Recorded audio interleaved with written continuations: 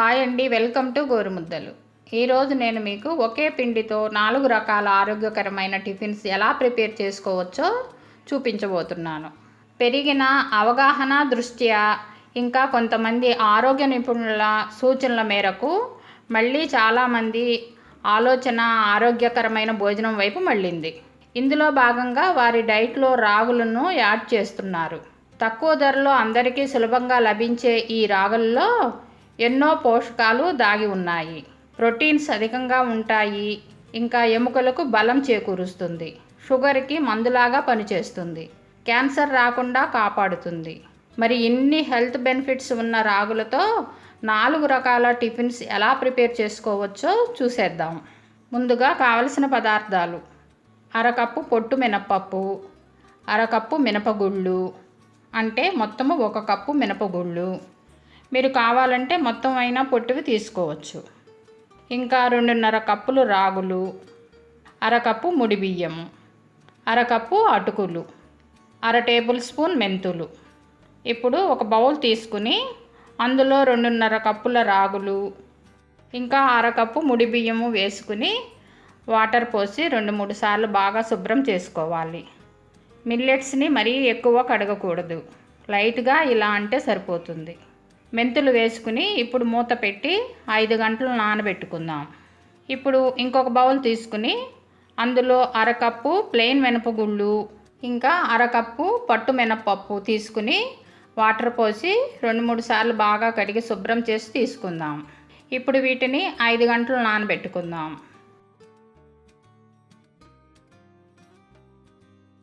5 గంటల తర్వాత రాగులు ఇలా చక్కగా నానాయండి.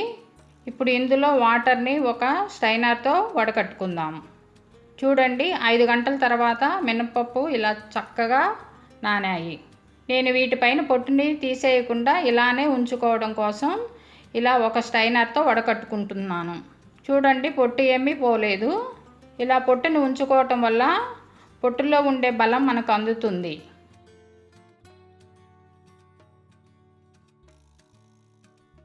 ఇంకా అటుకులని ఒకసారి కడిగి పిండి గ్రైండ్ చేసుకోవటానికి ఒక 5 నిమిషాల ముందు నానబెట్టుకుంటే సరిపోతుంది.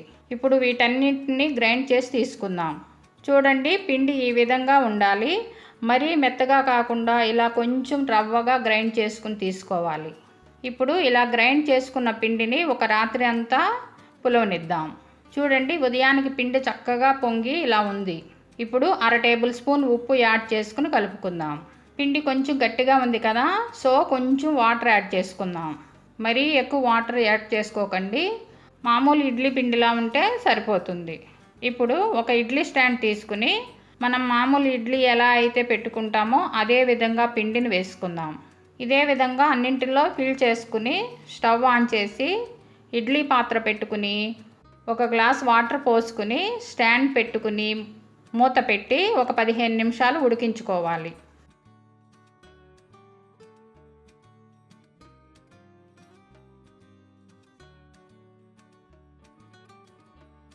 పదిహేను నిమిషాలు అయ్యింది. ఇప్పుడు ఒకసారి మూత తీసి చూద్దాం. చూడండి, చక్కగా ఉడికాయి. రాగి ఇడ్లీలు రెడీ అయిపోయాయి. ఇప్పుడు ఇదే పిండితో అట్టు ఎలా వేసుకోవాలో చూద్దాం. ముందుగా పిండిని కొంచెం లూజ్ చేసుకుని ఇప్పుడు స్టవ్ ఆన్ చేసి ఐరన్ పెనం పెట్టుకుని ఉల్లిపాయతో ఒకసారి ఇలా తుడుచుకుని గరిటెతో పిండి తీసుకుని ఈ విధంగా రౌండ్గా పిండిని స్ప్రెడ్ చేసుకుందాం.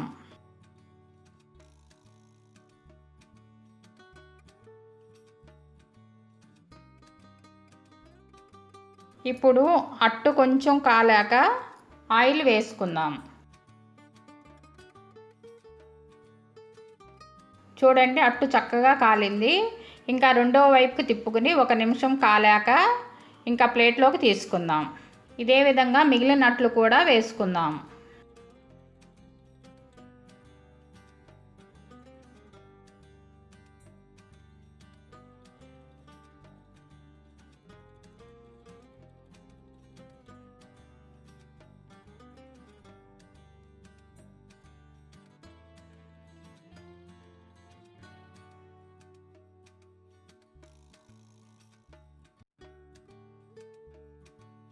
ఇప్పుడు ఇదే పిండితో గుంట పునుగులు ఎలా వేసుకోవాలో చూద్దాం. గుంట పునుగులకి ఇడ్లీ పిండి మరీ లూజ్గా ఉండకూడదు.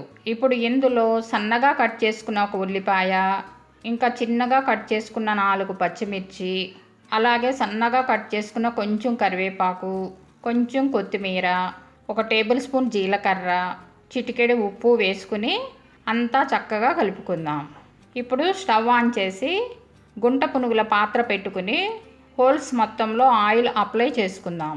పాత్ర వేడెక్కాక ఇప్పుడు పిండిని ఇలా హోల్స్లో 30 వరకు ఫిల్ చేసుకుని మూత పెట్టి ఒక 10 నిమిషాలు లో ఫ్లేమ్లో ఉడికించుకుందాం.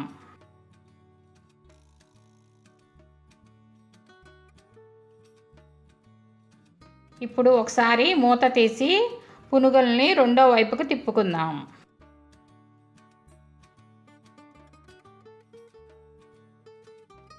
మళ్ళీ మూత పెట్టి ఒక 5 నిమిషాలు ఉడికించుకుందాం. అంతే, చూడండి గుంట పునుగులు చక్కగా రెడీ అయిపోయాయి.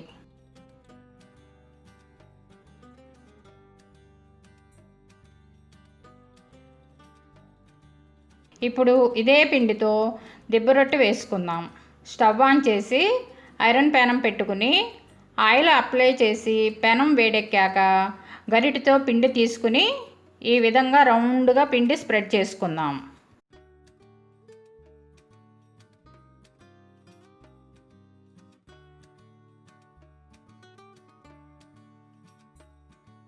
ఇప్పుడు మూత పెట్టుకుని ఒక 5 నిమిషాలు కాలనిద్దాం. ఇప్పుడు మూత తీసి చూద్దాం. రొట్టె చక్కగా కాలింది. ఇంకా రెండో వైపుకి తిప్పుకుని మళ్ళీ ఒక 5 నిమిషాలు కాలనిద్దాం. రొట్టె కాలింది, ఇంకా ప్లేట్లోకి తీసుకుందాం. మిగిలిన రొట్టెలు కూడా ఇదే విధంగా వేసుకుందాం.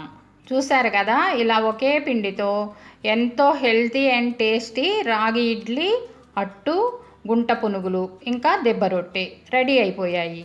చూడండి ఎంత చక్కగా ఉన్నాయి కదా.